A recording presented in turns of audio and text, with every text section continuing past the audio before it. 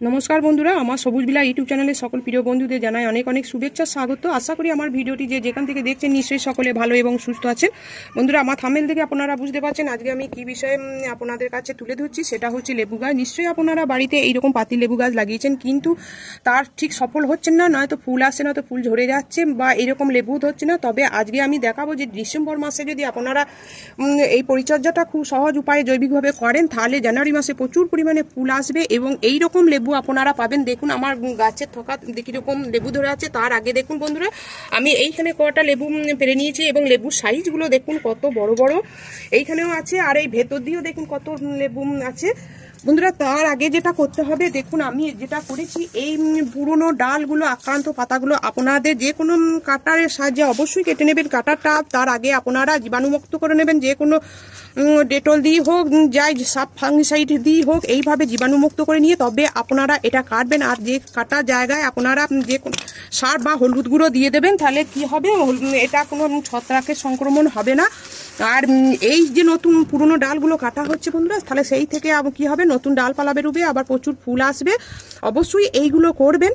আমি এই পুরনো ডালগুলো অবশ্যই কেটে নিয়েছি, যেহেতু ভিডিওটি অনেকটা বড় হয়ে যাবে। তার আগে আমি দেখাচ্ছি, দেখুন এইখানে যে কাটা হয়েছে, আপনাদের কাছে যদি সাব ফাঙ্গিসাইড থাকে অবশ্যই আপনারা দিয়ে দেবেন। এইখানে যেখানে কাটা ডালগুলো সেইখানে দিয়ে দেবেন। এইভাবে দেখুন আমার কাছে আছে, এটা সাব ফাঙ্গিসাইডও আছে।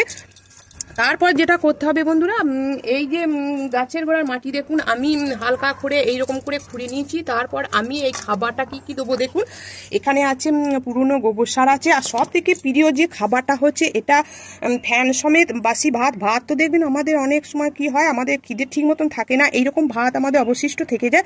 তাই সেই ভাতটা ফ্যান সমেত যদি আপনারা রেখে দেন, রেখে দেওয়ার পর যদি লেবু গাছের একটু দূর থেকে, গোড়া থেকে একটু দূরে যদি আপনারা দিয়ে দেন, তাহলে এইরকম প্রচুর পরিমাণে ফুল হবে। এটা মাসে আপনারা একবার করবেন, প্রচুর পরিমাণে ফুল আসবে এবং লেবুও ধরবে। দেখুন এবার আমি কি খাবার দিচ্ছি। এই যেহেতু আমার এটা অনেকটা বড় পুরনো গাছ, তাই আমার এখানে আছে পুরো 1 কেজির মতন এইরকম ফ্যান সমেত ভাত। আপনাদের ছোট টপ হলে 1 মুঠো করে আপনারা এইভাবে গাছের গোড়া থেকে একটু দূরে এইভাবে দিয়ে দেবেন।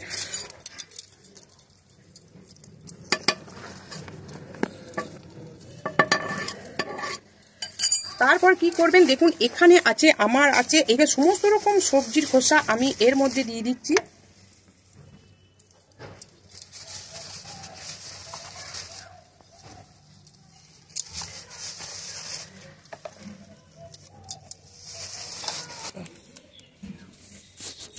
তারপর এই যে সবজির খোসাটা দেওয়া হলো, এতে পোকামাকড় হবে না বলে আমি একটু হলুদ গুঁড়ো এইভাবে দিয়ে দিচ্ছি। তারপর দেবো বন্ধুরা, দেখুন এখানে আছে সরিষার খোল আছে, এই গাছ গুঁড়ো করা, এটা আমি এইরকম করে 2 মুঠো দিয়ে দেবো।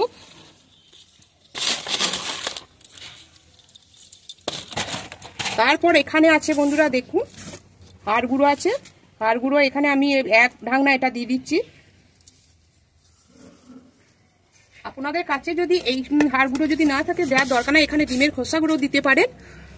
তারপর যেটা দেবো বন্ধুরা, এখানে আছে দেখুন বোরন আছে, এই বোরনটা আমি দিয়ে দেবো অল্প করে। এটা ফুল আনতে সাহায্য করবে। আপনাদের গাছে যদি বন্ধুরা ফুল যদি না আসে, তাহলে আপনারা 1 লিটার জলে 1 গ্রামের মতন বোরন মিশিয়ে আপনারা গাছে সেটা স্প্রে করতে পারেন।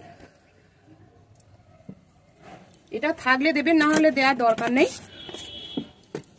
তারপর দেবো, দেখুন এখানে 1 বছরের পুরনো গোবর সারটা আমি দিয়ে দিচ্ছি।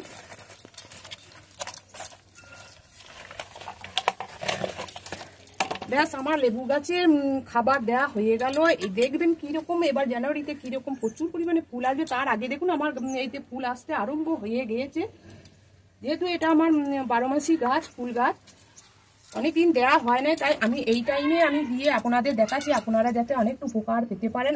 বন্ধুরা, আর একটা যে টিপসটা বলছি, আপনাদের কাছে এই সমস্ত উপকরণ যদি না থাকে, তাহলে আপনারা ওই ফ্যান মিশ্রিত বাসি ভাত আপনারা আর তার সঙ্গে একটু গোবর সার মিশিয়ে মাসে একবার প্রয়োগ করবেন, তাহলে দেখবেন এইরকম এরকম ফুল আসবে প্রচুর পরিমাণে, আর লেবুও ধরবে।